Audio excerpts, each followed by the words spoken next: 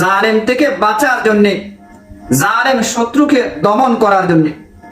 আল্লাহ তাআলার একটা ইসিম মুবারক, আল্লাহর গুণবাচক নাম কহ্হার।